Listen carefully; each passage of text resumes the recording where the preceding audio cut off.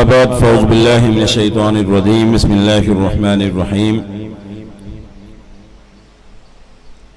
وأن ليس للإنسان إلا ما سعى وأن سعيه سوف يرى ثم يجزاه الجزاء الأوفى قال النبي صلى الله عليه وسلم خيركم من تعلم القرآن وعلمه.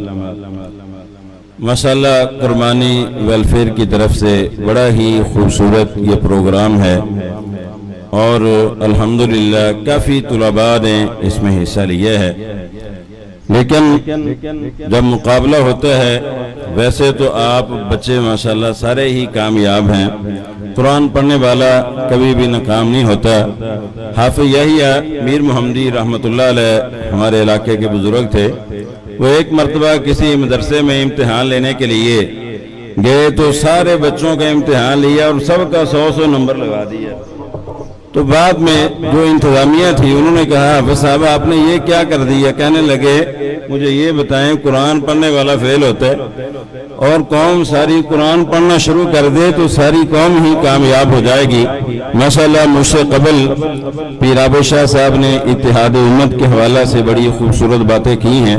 تو اس اعتبار سے بیٹا آپ سارے ہی کامیاب ہیں، سب کی آپ کی پہلی پوزیشن ہے اور آپ خوش نصیب ہیں کہ اللہ رب العزت نے اپنے قرآن کے لیے آپ لوگوں کا انتخاب کیا ہے.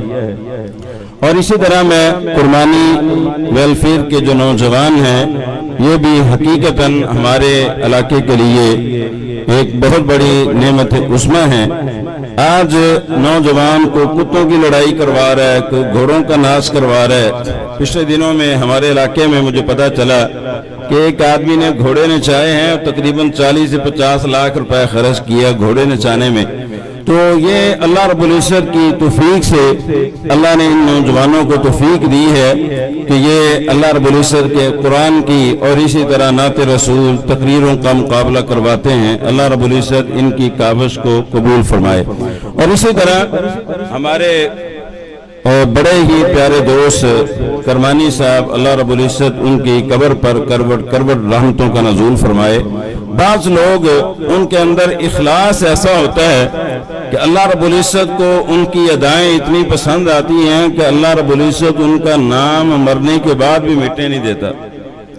اور بعض لوگ ان کے اندر اخلاص اتنا ہوتا ہے کہ وہ چھوٹی سی نیکی کرتے ہیں لیکن اللہ رب العزت اس نیکی کو بہت زیادہ بڑھا دیتا ہے. ہمارے شیخ محترم شیخ ابراہیم صاحب نے ایک واقعہ سنایا. کہنے لگے کہ ازبکستان کا ایک حاجی تھا، وہ حج کرنے کے لیے، کافی پرانی بات ہے، حج کرنے کے لیے گیا اور اس نے ادھر ایک کمرہ خریدا اس نیت سے کہ میرا یہ کمرہ جب حرم کی توسیع ہو تو اس میں یہ کمرہ شامل ہو جائے. اس نیت کے ساتھ اس نے ایک کمرہ خریدا اور ساتھ اس کی یہ خواہش تھی کہ ازبکستان سے جو بھی حاجی وغیرہ آئیں وہ اس کمرے میں قیام پذیر ہوں. اتفاق ایسا کہ اس کے بعد وہ حاجی صاحب جو تھے فوت ہو گئے، لیکن اس کے اندر اخلاص اتنا تھا، درد اتنا تھا، اللہ رب العزت کو اس کی یہ فکر اتنی پسند آئی کہ جب اس کے بعد حرم کی توسیع ہوئی وہ کمرہ جو ہے سعودی حکومت نے اس کا ریٹ لگایا. ریٹ لگانے کے بعد انہوں نے اس کی قیمت کی ایک بلڈنگ خرید کر حرم کے نام وقف کر دی اور وہ کمرہ جو تھا وہ توسیع میں شامل ہو گیا. المختصر اس کے بعد چند سالوں کے بعد دوبارہ توسیع ہوئی تو وہ ایک بلڈنگ جو تھی وہ بھی حرم کی توسیع میں آ گئی اور انہوں نے اس ایک بلڈنگ کا ریٹ لگایا اور اس کی 6 بلڈنگیں خریدی. 6 بلڈنگیں خریدی اور ان کی جو آمدن تھی وہ بھی حرم کے اوپر خرچ ہوتی تھی. تو استاد محترم نے بتلایا کہ اب جو نئی توسیع ہو رہی ہے اس میں 6 بلڈنگیں جو تھی وہ بھی دوبارہ حرم کی توسیع میں شامل ہو گئی اور 6 بلڈنگوں کی انہوں نے قیمت لگائی اور اس کے ذریعے انہوں نے 50 بلڈنگیں خریدی اور جو حرم کے نام وقف ہے.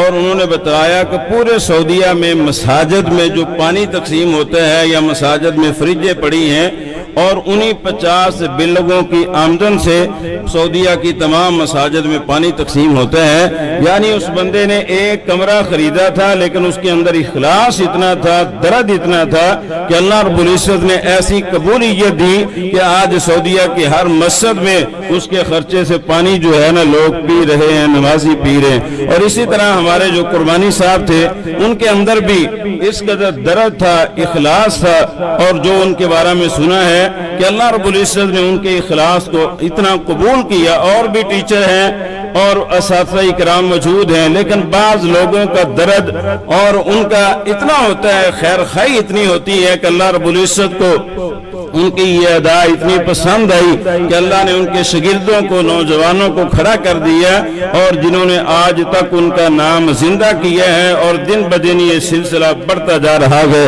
اور آج یہ قرآن کی تلاوتیں ہوئی ہیں، قربانی صاحب کے لیے صدقہ جاریہ، نعت رسول کا پروگرام ہوتا ہے، تقریروں کا پروگرام ہوتا ہے، تو یہ ان کا اخلاص تھا۔ تو اس لیے میں تمام دوستوں سے عرض کروں گا کہ اللہ کے دین کے لیے مخلص ہو جائیں، قرآن کے لیے مخلص ہو جائیں۔ دنیا میں بھی اللہ آپ کا نام مٹنے نہیں دے گا، اور آخرت میں بھی انشاءاللہ اللہ آپ کا نام مٹنے نہیں دے گا۔ تو بہت زیادہ مبارکباد کے مستحق ہیں، اور ہمارے پورے علاقے کے لیے کروانی ویلفیئر کے جو 200 احباب ہیں، نوجوان ہیں، اللہ ان کی جوانیوں میں برکت فرمائے، اور اللہ رب العزت ان سے زیادہ بڑے بڑے خیر کے کام لے، اللہ رب العزت عمل کی توفیق دے۔ اور پیر عابد صاحب نے بڑی خوبصورت باتیں کی اتحاد امت کے حوالے سے۔